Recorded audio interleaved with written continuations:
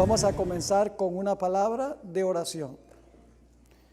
Nuestro Padre y nuestro Dios, al llegar ya a la conclusión de este día, queremos agradecerte por las bendiciones que nos has derramado. Queremos agradecerte que podemos ahora terminar este día estudiando este tema tan importante. Pedimos la presencia de tu Santo Espíritu.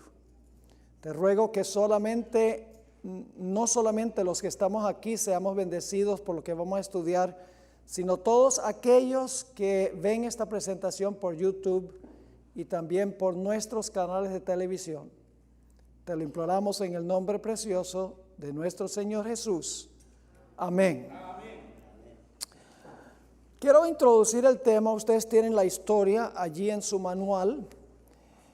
Hace unos años prediqué una serie de temas en una semana de oración en nuestra Universidad Adventista del Plata en Argentina. Fue una serie sobre los mensajes de los tres ángeles, abreviada, eran menos temas, pero el tema central era estudiar las frases de los mensajes de los tres ángeles.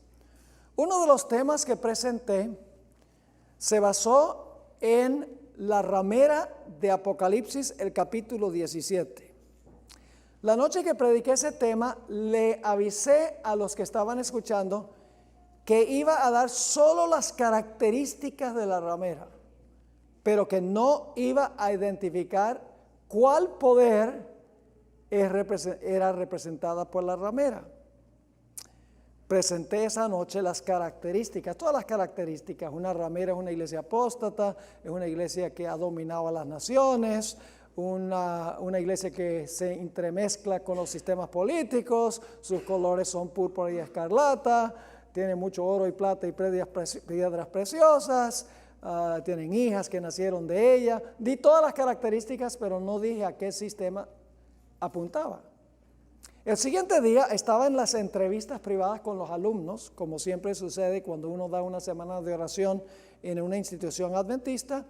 Entró una enfermera que no era adventista y me dijo: pastor, usted anoche en el tema que predicó me ofendió porque habló mal de mi iglesia. Le dije con todo respeto: por favor, perdone, pero yo no mencioné anoche ningún nombre de ninguna iglesia. Ella me dijo: sí, pero por las características que usted presentó se sabía que estaba hablando de la iglesia católica. La miré y le dije: bueno, si las características, sin yo decir qué sistema es, usted ya sabe cuál sistema es, entonces tal vez debe prestarle atención a lo que enseña la Biblia. Continué la conversación y le pregunté: según la Biblia, ¿cuál es el día que nosotros debemos reposar? ¿Cuál es el día de reposo? Ella me dijo: el domingo. Le pregunté: ¿ha leído usted alguna vez los 10 mandamientos? Me dijo: sí, claro, yo los he leído muchas veces. Yo soy catequista, yo enseño el catecismo. Le dije: según la Biblia católica, ¿cuál es el día de reposo en los 10 mandamientos? Me dice: el domingo. Le dije: ¿cómo que el domingo? Usted dice que ha leído los 10 mandamientos en la Biblia católica. Y entonces saqué mi Biblia, Reina Valera, le dije: no tengo un ejemplar de la Biblia católica, pero le puedo asegurar que la Biblia católica lee igualito que la Biblia de la cual voy a leer. Y le leí el cuarto mandamiento.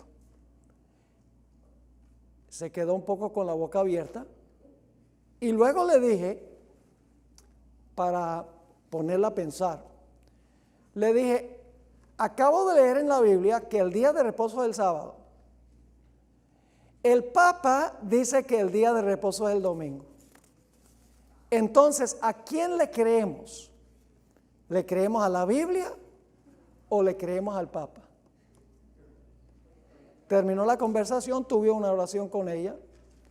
Me dijo: pastor, yo tengo que ir a hablar sobre este asunto con mi obispo. No la volví a ver. No sé. si ella pensó y reflexionó sobre lo que yo le dije, si habló con su obispo y si finalmente aceptó el sábado. Lo sabremos cuando Cristo venga. Si la semilla que sembré logró alcanzar su corazón. Ahora, la Biblia, estamos en la página 256. La Biblia nos habla de un cuerno, y ya hemos visto esto, que intentó y pensó cambiar la ley de Dios. Vamos a leer ese versículo donde se describe el cuerno pequeño que hemos identificado como Roma papal. Hablará palabras contra el Altísimo, y a los santos del Altísimo quebrantará, y pensará en cambiar los tiempos y la ley, y serán entregados en su mano hasta tiempo y tiempos y medio tiempo. Ahora, yo he mencionado anteriormente que el gran conflicto final va a tener que ver con el asunto de autoridad. Si usted observa el sábado, está reconociendo la autoridad del que creó el sábado como día de reposo y recibirá el sello de Dios. Si por el otro lado guarda el domingo en obediencia al poder que dice haber cambiado el día del sábado al domingo, está aceptando la autoridad del poder que profesa haber cambiado el día. Y el libro de Apocalipsis dice que sobre tal persona, que Dios no lo quiera, caerá la ira de Dios sin mezcla de misericordia. Es un mensaje urgente. O recibir el sello de Dios o recibir la marca de la bestia. La señal de autoridad de Dios, que es el sábado, o la señal de autoridad de la bestia, que es la observancia del domingo, el cambio en el día de reposo. El mensaje del tercer ángel advierte en contra de adorar a la bestia, su imagen, y en contra de recibir la marca. Ahora queremos mirar un documento interesante que escribió el Papa Juan Pablo II. Este documento, que se llama Dies Domini, que significa el día del Señor, fue presentada por él en el Vaticano el 31 de mayo en la solemnidad del Pentecostés en el año 1998, ya hace algunos años. Lo que queremos hacer es ver lo que dice la Biblia y ver lo que dice el Papa Juan Pablo II en la carta pastoral Dies Domini, para ver si lo que dice la Biblia y lo que dice el Papa concuerdan, o para ver si están en contradicción. Vamos a hacerlo a manera de preguntas y respuestas. Primero le vamos a preguntar a la Biblia y luego le vamos a preguntar a Juan Pablo II en su carta pastoral.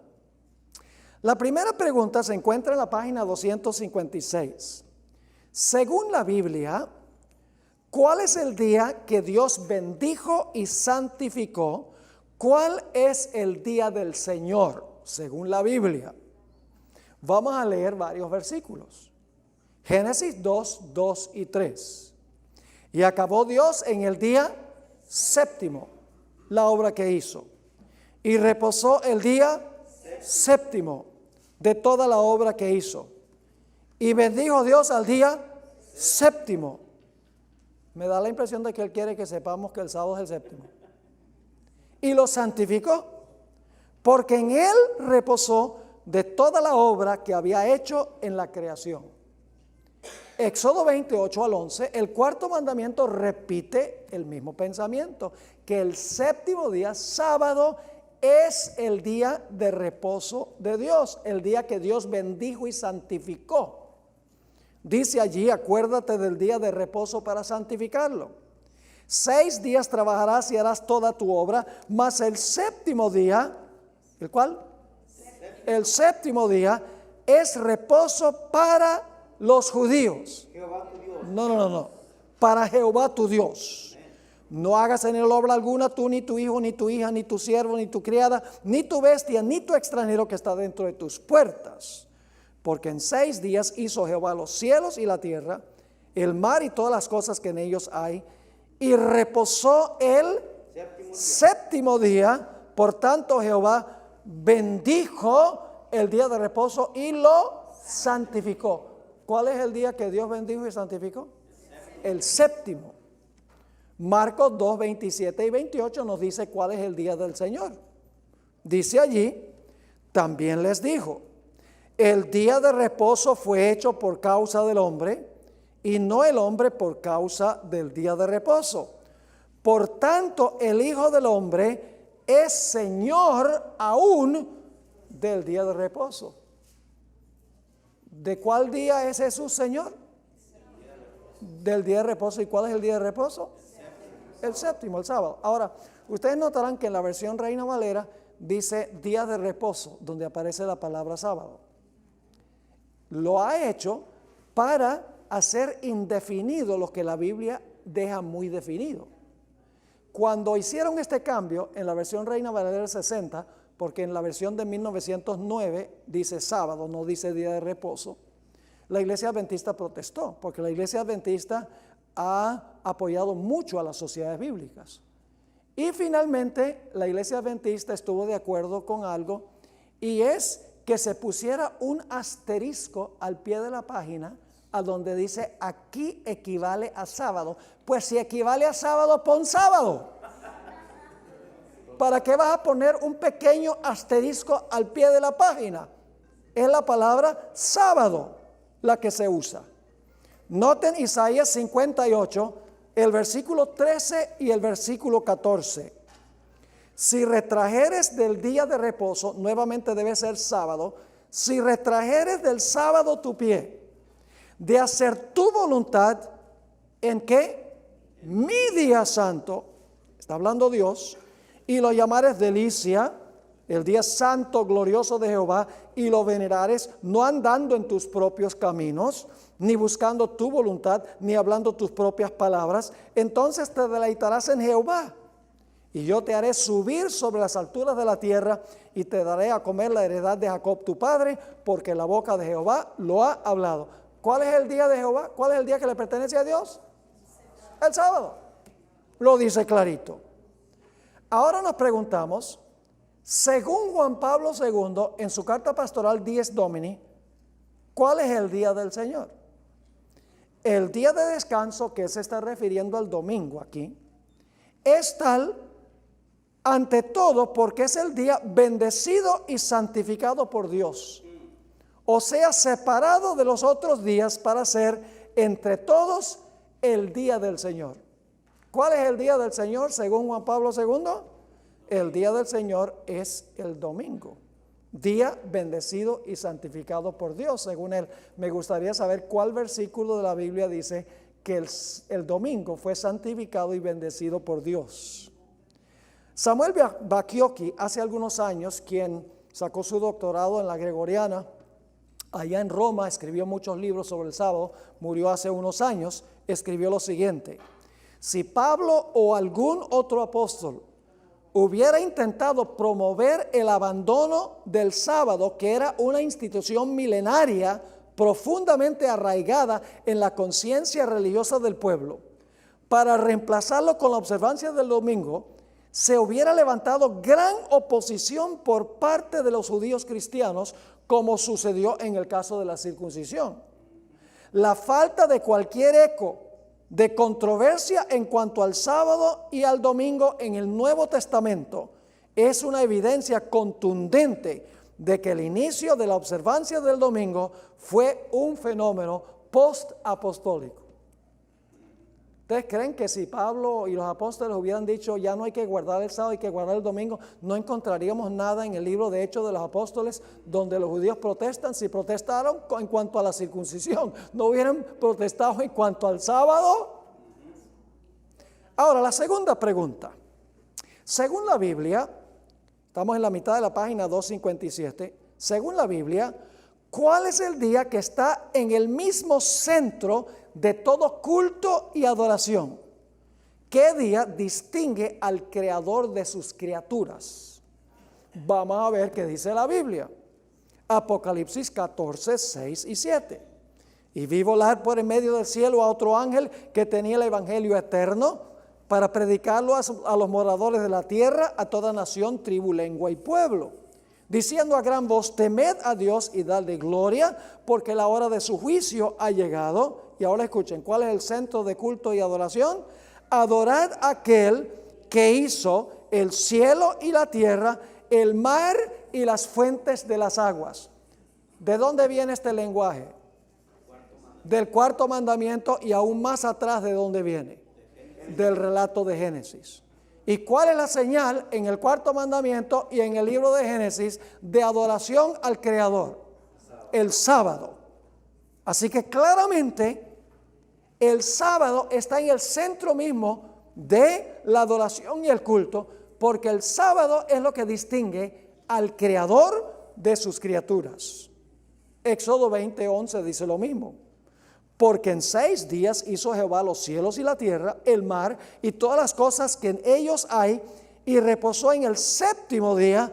Por tanto Jehová bendijo el día sábado, que es día de reposo, y lo santificó. Yo pregunto, cuando estemos en la tierra nueva, ¿qué día vamos a guardar? ¿Qué día vamos a ir a adorar a Jehová? ¿Cuál va a ser el día del centro de la adoración a Jehová? Isaías 66, 22 y 23 dice: porque como los cielos nuevos y la tierra nueva que yo hago permanecerán delante de mí, dice Jehová, así permanecerá vuestra descendencia y vuestro nombre.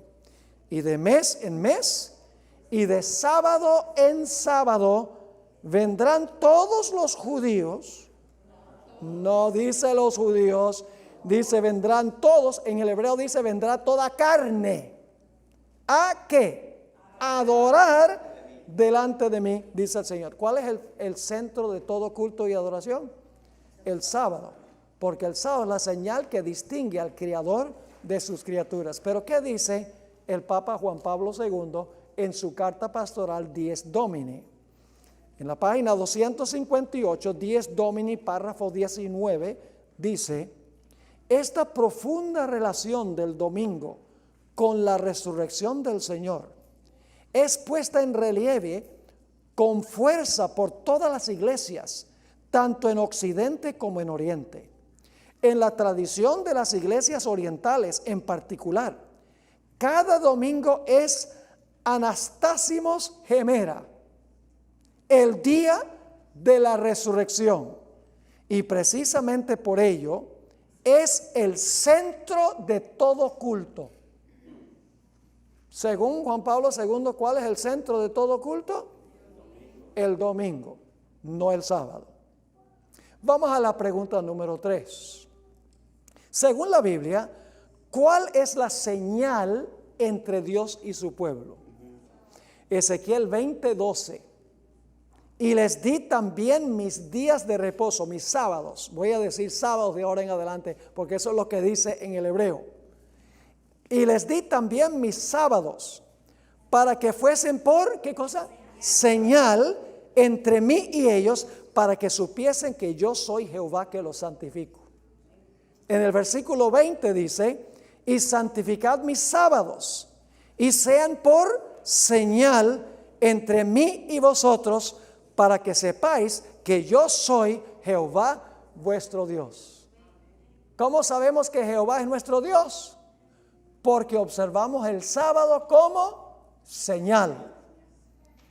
Ahora la pregunta clave es, según Juan Pablo II, en Dies Domini, ¿cuál es la señal que distingue al verdadero pueblo de Dios? Dies Domini, párrafo 21. El libro de Apocalipsis testimonia la costumbre de llamar a este primer día de la semana el día del Señor. De hecho, esta será una de las características que distinguirá a los cristianos respecto al mundo circundante. ¿Qué distingue a los cristianos del mundo circundante según Juan Pablo II? El domingo, que él dice que es el día del Señor. Ahora, ustedes van a encontrar debajo de esto unos comentarios muy importantes. Según los estudiosos de la cronología bíblica, el libro de Apocalipsis y el Evangelio según San Juan se escribieron más o menos al mismo tiempo, al final del primer siglo. En ninguno de los libros que escribió Juan aparece la expresión domingo es el día del Señor. En ninguna parte dice que es un memorial de la resurrección. En ninguna parte dice que el domingo es santo. En ninguna parte dice que es el día de reposo. En ninguna parte dice que se debe ir a la iglesia o que se debe honrar porque Cristo resucitó ese día. En ninguno de los escritos de Juan, ni en Apocalipsis, ni en el Evangelio según San Juan.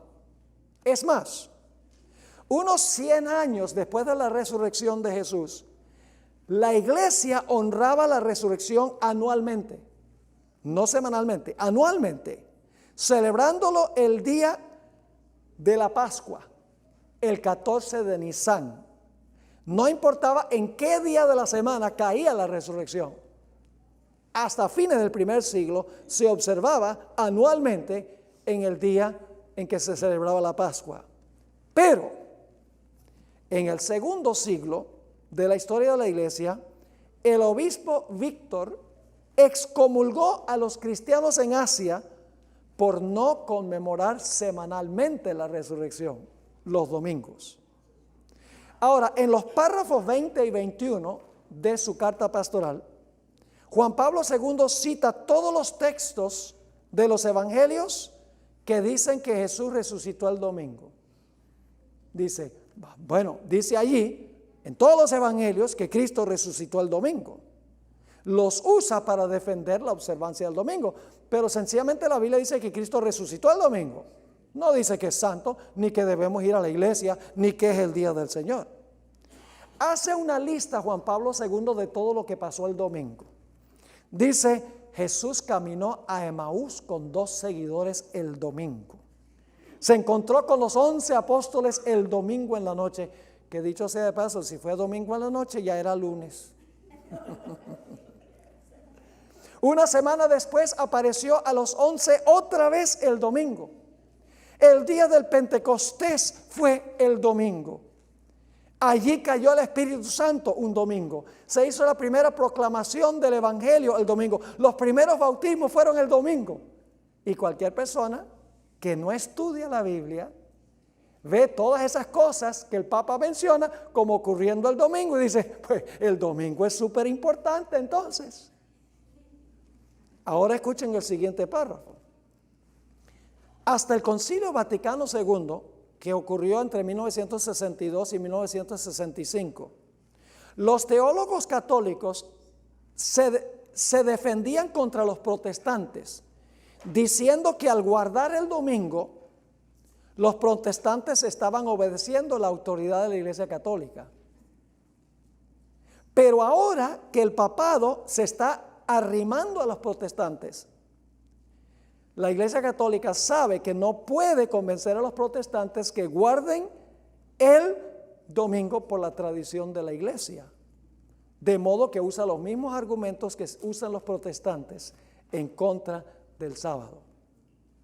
En Dies Domini, párrafo 30, encontramos lo que dice el Papa Juan Pablo II en cuanto a la señal que distingue a los verdaderos cristianos del mundo.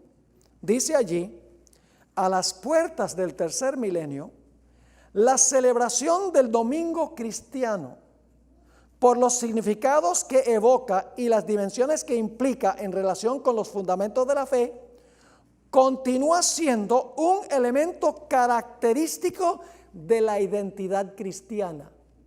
¿Qué es lo que identifica a los cristianos? El domingo.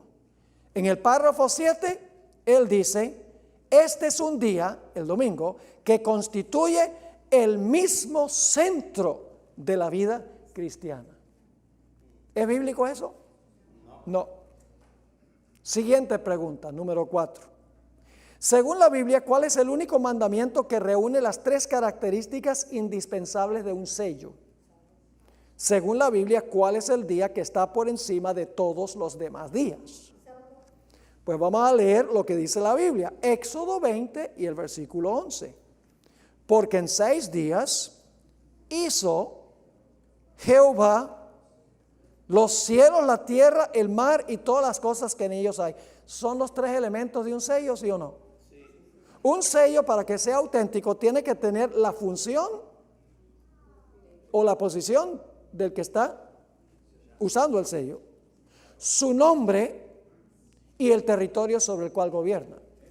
Por ejemplo, el sello presidencial de los Estados Unidos dice Donald Trump, su función presidente, territorio, Estados Unidos de América. ¿Cuál es el único mandamiento de los 10 mandamientos que tiene esos 3 elementos? Solamente el mandamiento del sábado, como pueden ver aquí. Ahora, hay algo muy interesante. En la antigüedad se han descubierto pactos que estaban escritos en tablas de barro.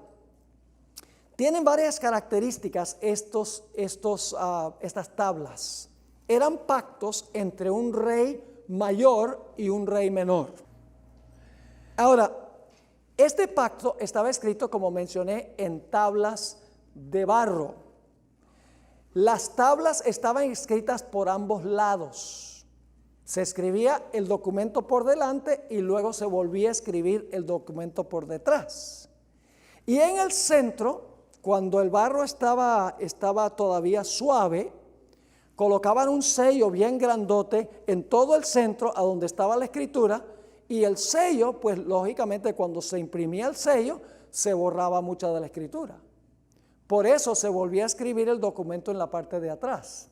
La parte de adelante con el sello demostraba que era auténtico y luego podían leer atrás de la tabla el documento en su totalidad. Y los sellos, las tablas con el sello, tenían los 3 elementos. Hace algunos años estaba yo en la Universidad de Andrews y descubrí esto. Estaba buscando durante una vacación, me iba a la biblioteca a buscar material para fotocopiar, para poner en mi archivo. Conseguí unos libros bien grandotes que se llaman Ugarítica. Yo no sé por qué bajé ese libro, y monstruoso, grandísimo. Y me puse a voltear las páginas y de repente me encuentro todas estas tabletas, como las tablas donde fueron escritos los 10 mandamientos. Y descubrí que estas tablas eran pactos entre un rey mayor y un vasallo, un rey vasallo o un rey siervo. Eran pactos. Y el rey mayor estaba el nombre del rey mayor era Nicmadu. El rey del subalterno era Supiluliuma. Y yo estaba en francés los subtítulos, pero más o menos puedo leer algo de francés. Y luego me di cuenta de algo muy interesante. En un lado de la página estaba la tableta con el sello bien grandote impreso en medio de la tableta, dándole autenticidad. Y decía el subtítulo, decía el nombre del rey, el territorio sobre el cual gobernaba y la función que desempeñaba, rey. En el otro lado de la página estaba la misma tableta, pero por el otro lado. Y estaba todo lo que estaba en la parte de adelante, estaba en la parte de atrás. Y luego me puse a pensar, dije, oye, los 10 mandamientos también fueron escritos en tablas, pero de piedra. Y posiblemente esto les sorprenda, pero los 10 mandamientos estaban escritos por ambos lados, según Éxodo 32, 15 y 16. Yo pregunto, ¿los 10 mandamientos son un pacto entre el gran Dios y su pueblo? Amén. Sí, Señor. ¿Dónde esperaríamos conseguir el sello de Dios en los 10 mandamientos? En el centro de los 10 mandamientos. ¿Y cuál mandamiento está en el centro de los 10 mandamientos? El mandamiento del sábado. Así que la arqueología nos ayuda a entender que el sello de Dios está en el centro de su ley, porque así se escribían pactos en la época cuando Dios dio los 10 mandamientos. Ahora, según el Papa Juan Pablo II, la pregunta es, ¿sobre qué día ha colocado Dios su sello? ¿Y cuál es el día que está por encima de todos los demás días? La página 260 En el párrafo 23 escribió el Papa: a su vez, Agustín observa, está citando ahora a San Agustín, por esto el Señor imprimió también su sello a su día, que es el tercero después de la pasión. ¿Cuál es el día tercero después de la pasión de Cristo en Getsemaní? El domingo. Cita a San Agustín y dice que Dios ha colocado su sello sobre el domingo. Según la Biblia, ¿dónde está el sello? El sello es el sábado. Dies Domini, párrafo 2, el Papa escribió: hay pues motivos para decir, como sugiere la homilía de un autor del siglo IV, que el día del Señor es el Señor de los días. En Dies Domini, párrafo 25, el Papa escribió: el domingo es pues el día en el cual, más que ningún otro, el cristiano está llamado a recordar la salvación que, ofrecida en el bautismo, le hace hombre nuevo en Cristo, más que cualquier otro día, dice él. En el párrafo 55 escribió, y esto es blasfemo: sea bendito aquel que ha elevado el gran día del domingo por encima de todos los días. Se está bendiciendo él mismo, porque él fue el que cambió el día, el papado. Pregunta número 5. ¿Qué actitud tiene Dios para con la antigua práctica pagana de adorar al sol? ¿Cómo mira Dios la adoración al sol? Ezequiel 8, 16 y 17. Y me llevó al atrio de adentro de la casa de Jehová. Y he aquí, junto a la entrada del templo de Jehová, entre la entrada y el altar, como 25 varones, sus espaldas vueltas al templo de Jehová. ¿Y qué? Y sus rostros hacia el oriente, y adoraban al sol postrándose hacia el oriente. Y me dijo: ¿no has visto, hijo de hombre? Es cosa liviana para la casa de Judá hacer estas abominaciones que hacen aquí. El mismo pueblo de Dios está haciendo esto. Después que han llenado de maldad la tierra, se volvieron a mí para irritarme. He aquí que aplican el ramo a sus narices. En la Iglesia Católica hay soles por todas partes. Uno de mis pasatiempos favoritos cuando yo visito Latinoamérica es visitar todas las iglesias y catedrales que puedo conseguir, para ver las ilustraciones que se encuentran, las imágenes y los retratos en las catedrales y los templos católicos. Y me he quedado maravillado de ver que hay soles, pero por todas partes. La tonsura redonda en la cabeza lo hacían los sacerdotes del sol. Además de eso, la hostia redonda de color amarillo es un símbolo solar. Soles aparecen en copas, en altares, en ventanas, en obras de arte, en coronas, en vestiduras, por todas partes soles. ¿Por qué? Porque el papado adoptó el día del sol, parcialmente por lo menos, para complacer a los paganos, para que se sintieran cómodos en iglesias cristianas. Y alguien podría decir: pero pastor, no es lo mismo, y yo mencioné esto anteriormente, no es lo mismo adorar el sol que adorar en el día del sol. Y yo sostengo que en principio sí es lo mismo. ¿Quién creó el sol? Dios. ¿Lo creó para la adoración? No, es un objeto secular. ¿Qué sucede si el hombre lo convierte en un objeto de adoración? ¿Cómo se llama eso? Idolatría. ¿Quién creó el primer día de la semana? Dios. ¿Lo creó para la adoración? No, es un día secular de trabajo. Así es. ¿Qué pasa si los seres humanos lo convierten en un día de adoración? Igualmente es idolatría. No importa que sea un objeto o un día, cualquier cosa que el hombre hace para la adoración es idolatría. ¿Qué dice el Papa en cuanto a los paganos y la entrada del domingo a la Iglesia Católica? En Dies Domini, párrafo 27, el Papa escribió: en efecto, una aguda intuición pastoral sugirió a la Iglesia cristianizar para el domingo el contenido del día del sol. Él mismo lo está admitiendo. expresión con la que los romanos denominaban este día y que aún hoy aparece en algunas lenguas contemporáneas, apartando a los fieles de la seducción de los cultos que divinizaban el sol y orientando la celebración de este día hacia Cristo, verdadero sol de la humanidad. Es decir, llevándolos de adoración al sol a la adoración en el día del sol, el mismo día, así se iban a sentir cómodos en la iglesia. El Catecismo de la Iglesia Católica, página 480, la edición de 1992, dice esto: nos reunimos todos el día del sol porque es el primer día después del sábado judío, pero también el primer día en que Dios, sacando la materia de las tinieblas, creó al mundo. ¿Y desde cuándo uno debe guardar el primer día? Porque Dios comenzó la creación el domingo. El domingo y el sábado son opuestos. El sábado es el día número 7 y el domingo el número 1. Están en polos opuestos. Dios no mandó a guardar el domingo porque empezó a crear la luz ese día. No, creó todo y luego dice que reposó el séptimo día. Así que el Papa admite que el paganismo tiene mucho que ver con la entrada del domingo a la iglesia como día de reposo. Pregunta número 6. Según la Biblia, ¿qué relación debe existir entre la iglesia y el Estado? Ya hemos leído de Mateo 22, 20 y 21. Entonces les dijo Jesús: ¿de quién es esta imagen y la inscripción? Le dijeron: de César.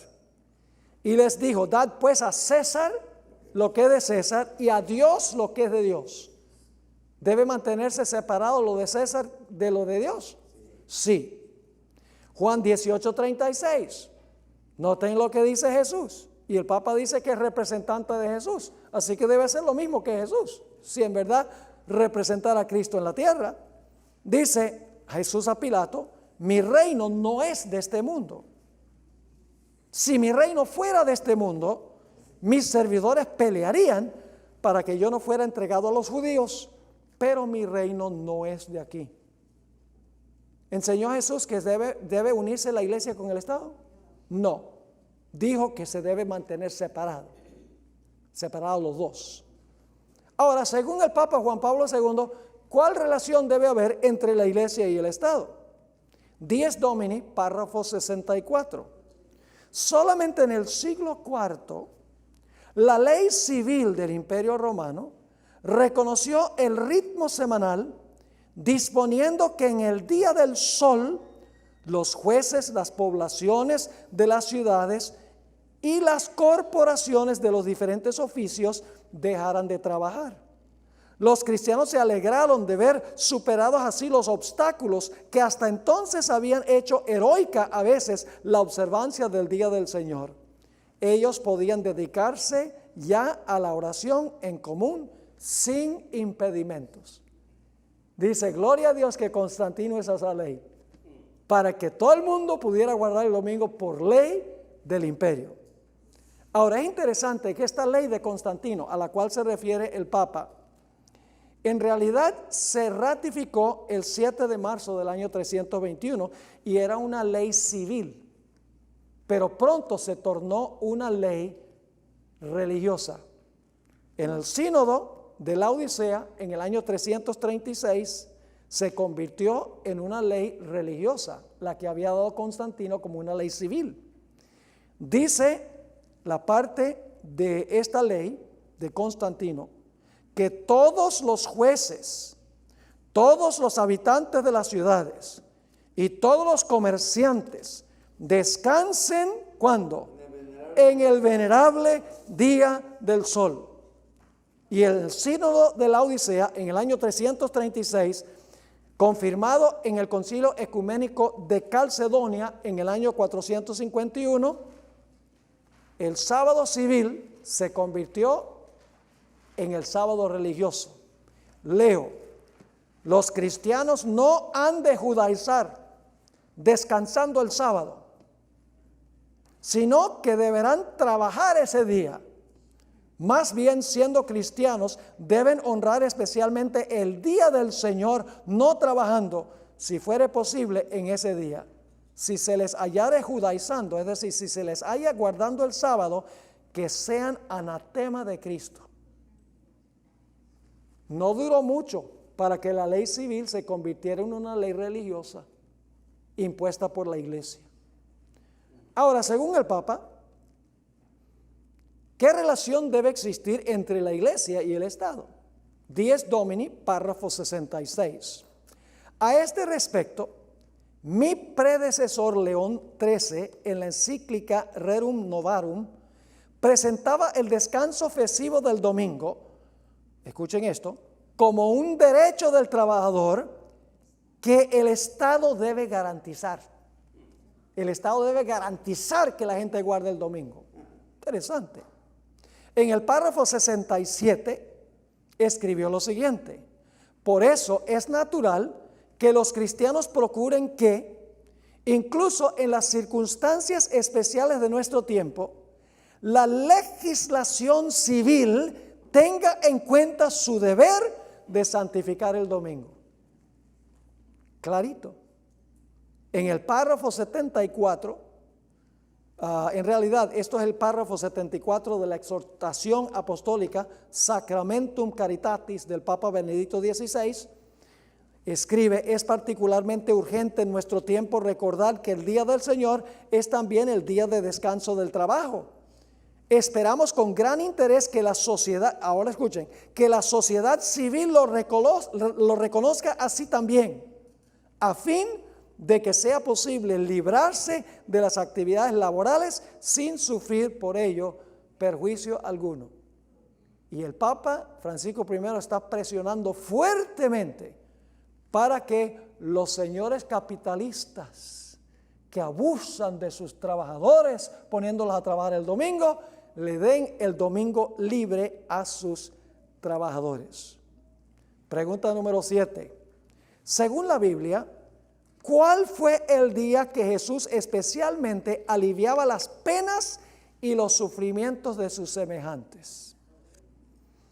Bueno, el Señor hizo muchísimo de sus milagros para aliviar a los sufrientes los sábados. Aquí tienen una lista: un hombre con una mano seca, echó demonios en sábado, sanó a la suegra de Pedro en sábado, una mujer doblada que no se podía enderezar, un hombre hidrópico, un paralítico por 38 años, un ciego de nacimiento. Jesús usaba especialmente el sábado para beneficiar a los pobres, a los enfermos y los necesitados. Pero según el Papa, ¿cuál es el día que debemos hacer eso? Noten lo que dice Dies Domini. Si este domingo es día de alegría, es preciso que el cristiano manifieste con sus actitudes concretas que no puede ser feliz solo. Él mira a su alrededor para identificar a las personas que necesitan su solidaridad. Puede suceder que en su vecindario o en su ámbito de amistades haya enfermos, ancianos, niños e inmigrantes, que precisamente en domingo sienten más duramente su soledad, sus necesidades, su condición de sufrimiento. Ciertamente la atención hacia ellos no puede limitarse a una iniciativa dominical esporádica, pero teniendo una actitud de entrega más global, ¿por qué no dar al Día del Señor un mayor clima en el compartir, poniendo en juego toda la creatividad de que es capaz la caridad cristiana? Invitar a comer consigo a alguna persona sola, visitar enfermos, proporcionar comida a alguna familia necesitada, dedicar alguna hora a iniciativas concretas de voluntariado y solidaridad. Sería ciertamente una manera de llevar en la vida la caridad de Cristo recibida en la mesa eucarística. ¿Cuál es el día entonces para ayudar a los necesitados y los enfermos y los ancianos? El domingo. Pregunta número 8. Según la Biblia, el pueblo de Dios guardará el sábado en el futuro en conmemoración de la nueva creación.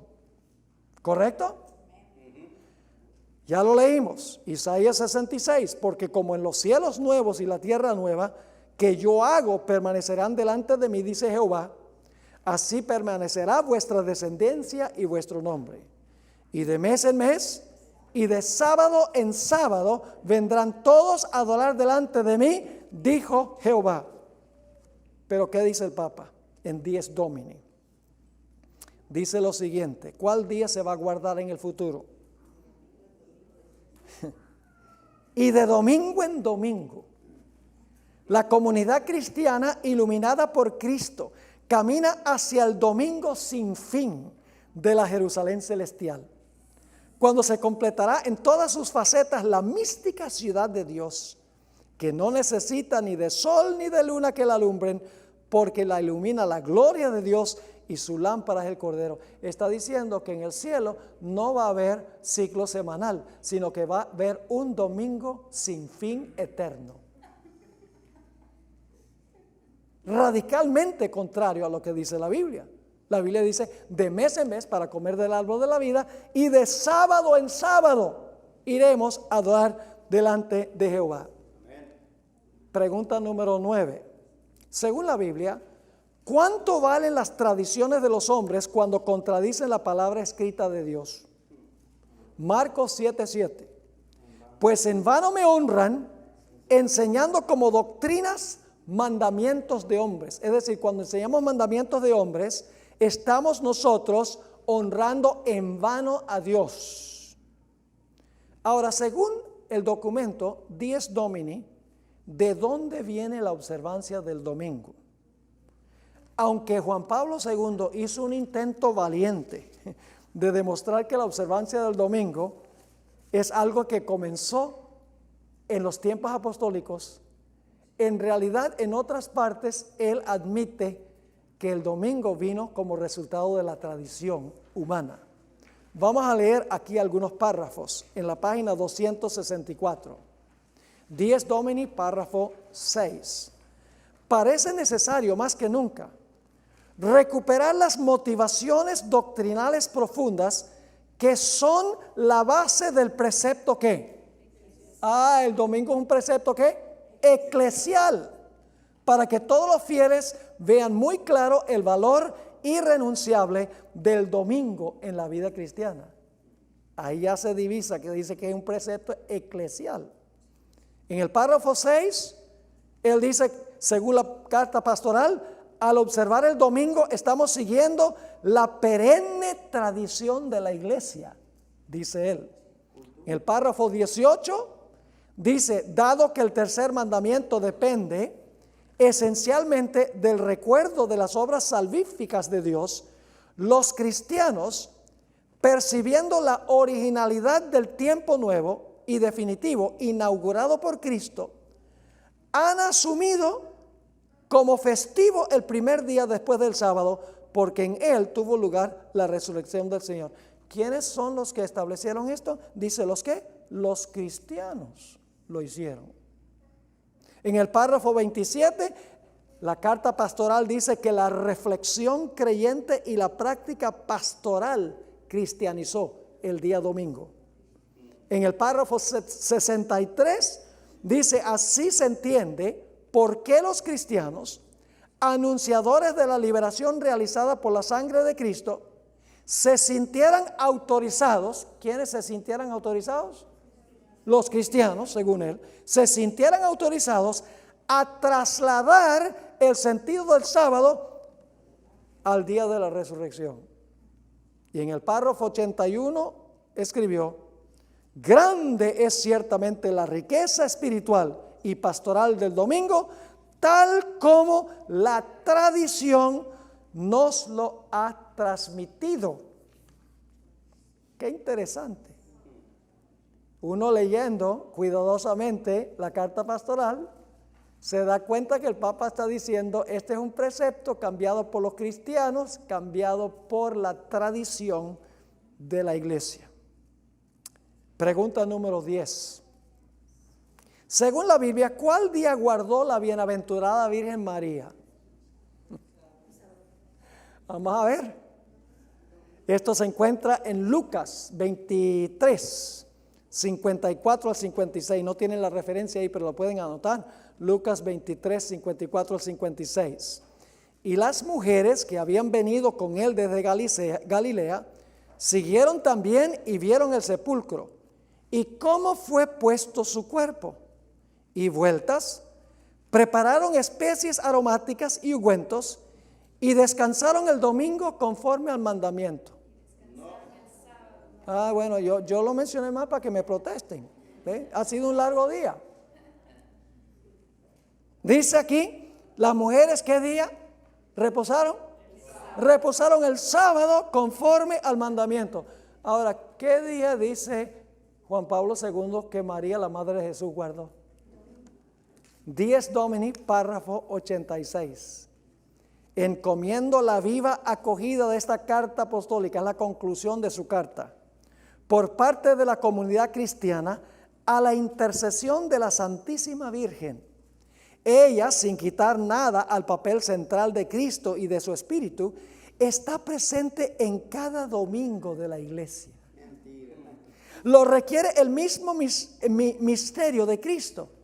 En efecto, ¿cómo podría ella, que es la Mater Domini, es decir, la Madre del Señor, y la Mater Ecclesiae, que significa la Madre de la Iglesia, no estar presente por un título especial el día que es a la vez Dies Domini, Día del Señor, y Dies Ecclesiae, que significa el Día de la Iglesia? Entonces, cuando comparamos la Biblia con la carta pastoral de Juan Pablo II, encontramos una drástica contradicción. ¿Cuál de las dos autoridades aceptamos? ¿La de un hombre que está muerto o del Dios viviente? ¿Uno que no tiene poder creador o la señal del que creó los cielos y la tierra y todo el universo? ¿Cuál autoridad aceptamos? Esa es la pregunta clave.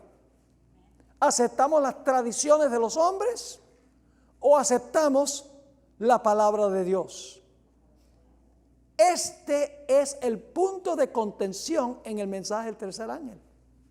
El mensaje del tercer ángel dice: no adores a la bestia, el poder papal, ni adores la imagen, que es la copia en los Estados Unidos de la bestia, uniendo la iglesia con el Estado, ni reciba su marca, la marca de su autoridad, que es la observancia del domingo como día de reposo.